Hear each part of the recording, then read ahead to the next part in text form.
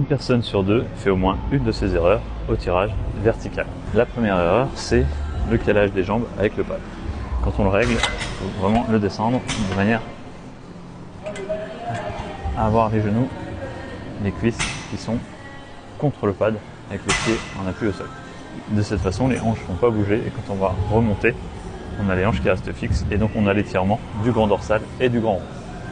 Ensuite, deuxième faute à ne pas faire, la prise de la barre. Ici, je vais juste mettre mes phalanges autour de la barre et je vais laisser mon pouce libre. Je crochette avec les doigts, comme au baseball en fait, où je bloque, je ne grippe pas autour de la barre. Et de cette façon, si je n'enroule pas les pouces, je n'amène pas les coudes en avant, ce qui m'évite de tirer en biceps. On cherche vraiment à travailler le grand dorsal et le grand rond.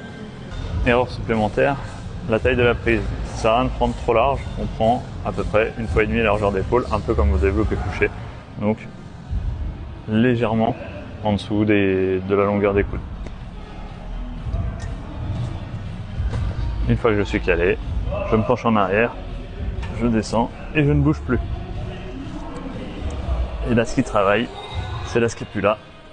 Je sens, alors attention au relâchement à la fin, et je sens vraiment dans le dos le dorsal qui travaille.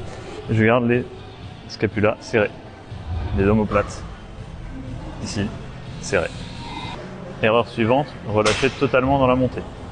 Si ici à la phase de montée je relâche, je vais mettre ici, vous voyez, une butée articulaire et un coup au niveau du triceps. Et c'est comme ça qu'on se fait une déchirure au triceps.